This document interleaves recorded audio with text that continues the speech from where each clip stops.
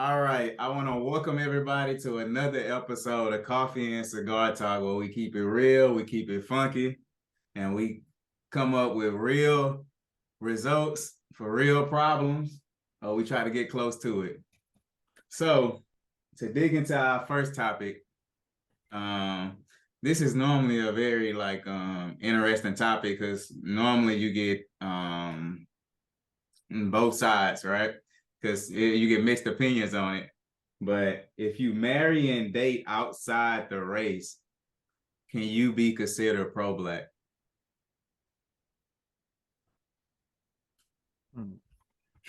I think you can. Why wouldn't you? Why wouldn't you want to be? Uh, why wouldn't you want to like yourself? Mm-hmm. So just because the other people who make things that we buy, Mm-hmm. because I think that's what they alluded to when Mm-hmm. people be like, "Oh, you're not pro-black because we don't shop black, or Mm-hmm. we don't shop this and we don't shop that." But if our voice was more advertised and in the mainstream, I think we people wouldn't say that as much. Mm-hmm. But pro black is just being shoot. I'm glad to be black. I don't be ashamed of my skin when I walk nowhere.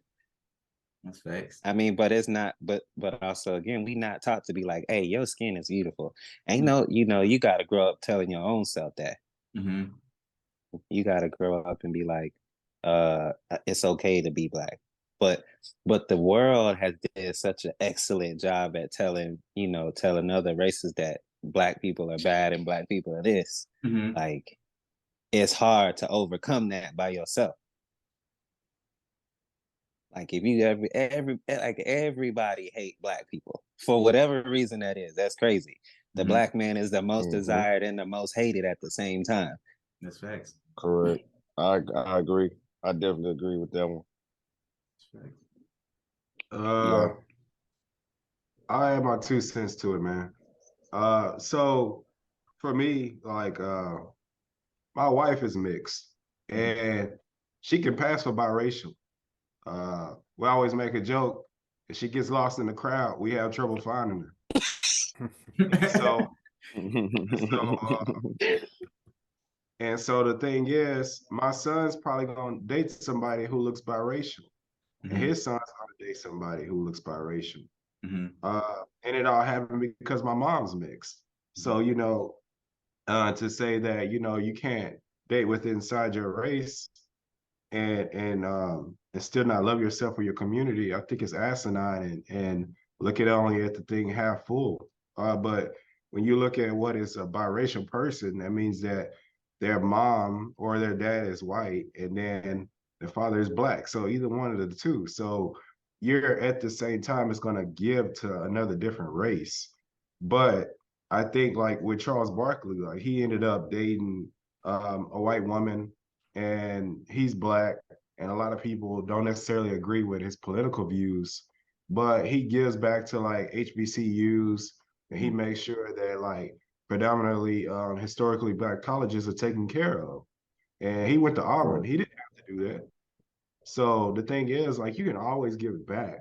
It's the question of do you want to, or do you feel like, this is within your wheelhouse of saying, you know what, I acknowledge this and I give energy toward this because this resonates with me. So I think it's not so necessarily being pro-black, but it's just being just understanding the situations of where our people come from and saying, is this a fight and battle that I want to pick and choose? So I definitely think that scope of that topic is flawed.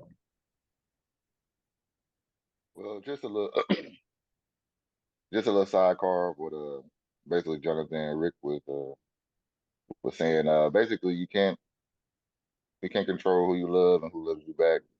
And sometimes maybe the other race might be a little bit more accepted to quote unquote being a weirdo or not having the same traits of life as somebody else. So it's like, okay, well, I found peace and solace in this other woman, no matter if you black, white, Hispanic, foreign, whatever you are. Like, I mean, you love who you love and can control that, but I can control like my love for black people and trying to help somebody, but like who I'm dating, has nothing to do with how I feel and my pride of being black. I don't think who I marry or who I date would ever diminish that. Just me personally. Like, Yeah, yeah. I think you can be, pro-black too. I agree with what Jonathan said.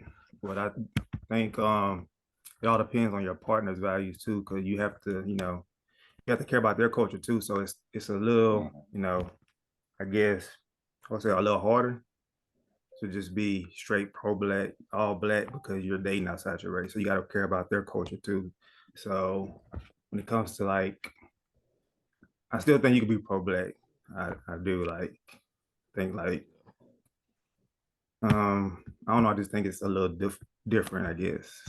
You know what I'm saying? Trying to say, I feel like um,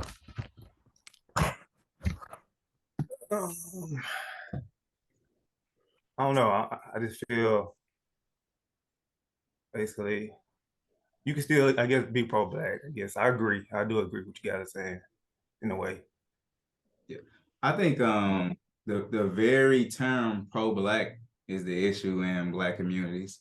We very much the only race that's walking around trying to justify us being for our culture. Because I don't know, like maybe I'm just not around, or I'm not in the spaces. I just don't hear people walking around trying to justify being pro-white.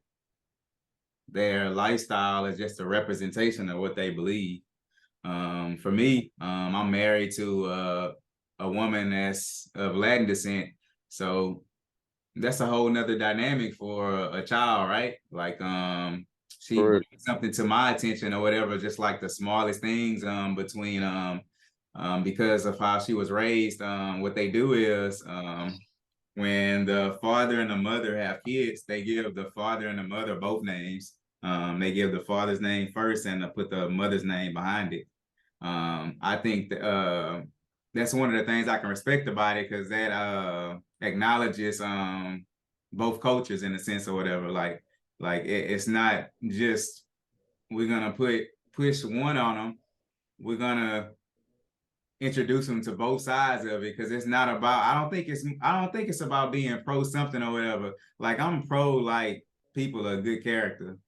Like, to be honest with you or whatever, I try not to get caught up in like I'm gonna push for this specific person because of the color of his skin. Even though in the back of my mind, I hope that he's a great person, but I can only be judge a person based on his character or whatever. So the idea of Correct. being pro-black, I'm pro-black until they give me a reason not to based on their character, I guess you can say or whatever. Because like if your energy's off or whatever, I can't be for you. So I can't say I'm gonna be always for in every situation or whatever. I'm happy to be black. My character represents a black man of good character, not just being a black man. So that makes a difference for me or whatever. Like, and just like any other race or whatever, you just can't associate yourself with everything a part of the culture. You know what I mean? Because we have some good, but we also very flawed in the same way. So it's just like acknowledging the good and separating yourself from the bad. Not real. Yeah, Nah, yeah. So we're gonna go into our second topic. The term snitching. Does it do more harm or good to the community? First, can somebody define snitching for me? Because I want to make sure we all on the same page. When you hear that term, what does that mean to you? so let me see if I can go through the ghetto Webster.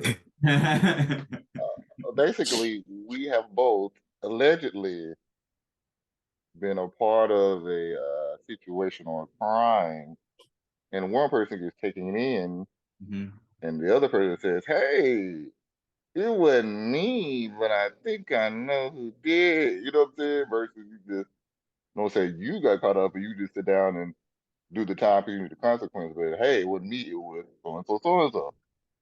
So that to me is the So, term of so let me make sure I got you right. So let's just say me and you go into the bank. You actually robbed the bank. They stop me and pick me up because they think I robbed the bank, right? I'm still following you, right? And I Come say, on. I didn't rob the bank, but I know who robbed the bank. That's snitching. Yeah. No, that's not snitching. We would have to be. We both have to be a part. We both have to be a part of it. That's what I'm saying. We both have to be a part of it. You might have to dive deep into this topic right here. I mean, I'm telling on that. Hey, I'm trying to get an understanding because I was just saying, like, yeah, because right now I'm a snitch, but based on what you just told me right now. Me too. I'm gonna try to go, Chris. Go ahead, Chris. One, as you said, you told me to define what it is. Now, would I participate in this shit? No, because I'm not gonna be doing nothing. And if I was to do something, allegedly we are on live camera. I'm gonna do it dolo. Let's be clear. So I don't have to switch on nobody. I'm not telling them myself. Let's get that out the way. So, yeah, I'm gonna say this. Same scenario. Some towards that. Let's say me and Chris, we going to rob a bank together, and then only one of us get caught, and then let's say I get caught, Chris get off, and then I bring him in. Well, he was with me too. Bam. To me, that's snitching. That's snitching, and I'm gonna say that because at the same time, as a grown man, I knew what I was getting myself into, and it's kind of like just because I got caught, I'm gonna bring the next man down with me because he got away free. To me, that's my kind of definition of snitching. It's like, okay, well, man up to what you did. I mean, you be held for your accountability, of your own actions. Just because he got off don't mean, hey, it is what it is. That's my definition of snitching. Oh, it's an evil, evil world. The future was there. It's evil. I'm gonna bring the man down with me because I got caught. Nah, man, that to me that's snitching, bro. Yeah, that's snitching. If he got off, he just got off. It is what it is. Maybe it was meant to be that way. Because it's all cool. It's all cool until you see the judge throw them years at you. Like, well, look, I know it's two of y'all, but it's just a few one of y'all. I'm at that old 35 to life. You be like, ooh. What's that? Life. What boys say they throwing football numbers out there? They throwing 50. Football they numbers. throw a linebacker number. Linebacker. So years at you. Like, so they throw 35, right? They throw 35 at you, DJ. But they say, hey, if you give us the other guy, both y'all do 5. You telling them? I don't believe it's gonna go that way, honestly. That's not what I said. I don't believe it's gonna go that way. I gave you the scenario. The judge done wrote the paperwork, he done wrote the plea deal up for you. I'm snitching. I'm telling, man. I know somebody gonna be honest with you. See, y'all. Hey, listen, I watched first 48. I'm gonna tell y'all right now. Don't do no crime with me because y'all do a crime with me. Y'all going down too. Call it is what you want to call it. You knew who you signed it up with. And so, but like, no, that's what I'm trying to get to. Like, I think snitching overshadows just being both people being accountable. It's just telling the truth. Yeah. On the basic level, it's just telling the truth. Yeah.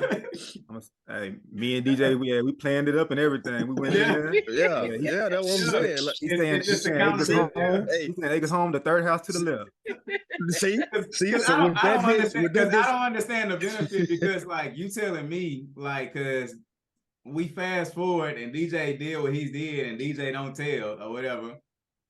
What, like, I don't understand the glorification DJ gets or whatever from that because, like, that's not enough for me from the streets to say, man, he ain't no snitch. Yeah. I'm still doing 35 years. That's 35 years of your life. That's 35 years of your life. You know what I'm saying? Like, I'm away from my family. You know what I mean? Like, okay. I think the glorification comes from, like, not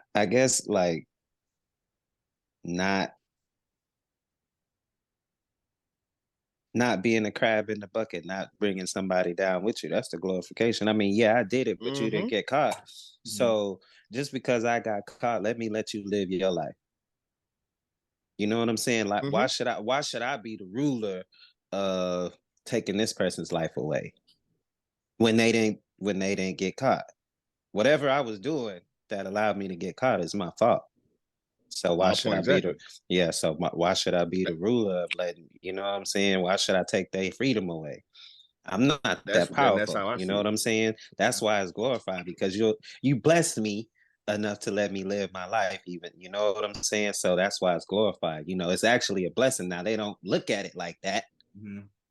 but it's like, hey man, this man spared my life. You know what I'm saying? And he spared those around me who love me, but yet, Mm-hmm. you know, so I think that's why it's glorified. But basically at its layman's terms, it's just telling the truth.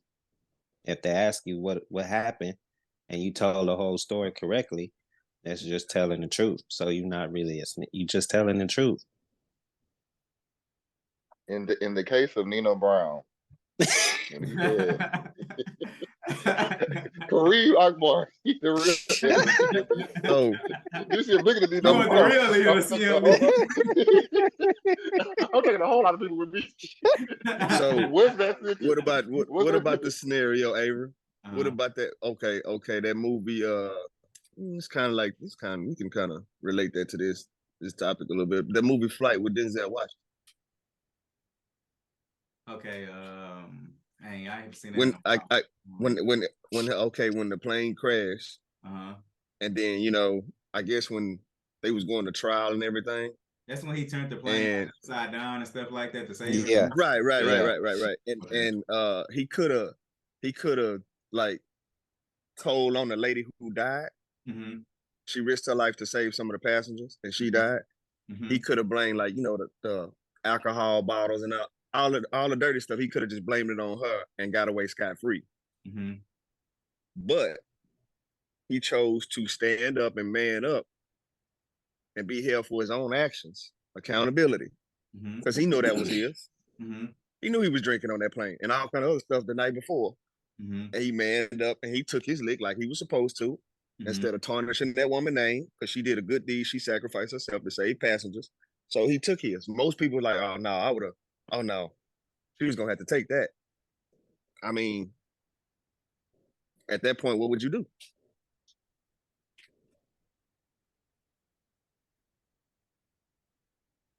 Hey man, I'm about to dig in. You know that's why T.I. and Boosie was Boosie. going at it, right? Because because T.I. was like, bro, I'm gonna tell on my dead ass cousin. I say, bro, listen, I'm gonna tell y'all right now on this podcast.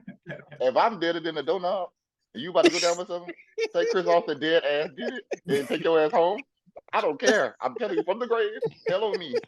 I'm dead. There's no time I can do with this one, okay? I'm telling you. All You I'm got to go saying ahead. is, I'm not 100% like invested in understanding law, but I tell you this: T.I. is a 7-time felon. They got caught out. 7 times. So I'm not putting the word on him, but what I'm saying free, is, do the math. he's I'm not saying. do the math. That's all I'm saying. You said a whole lot. Yeah, I ain't no snitch.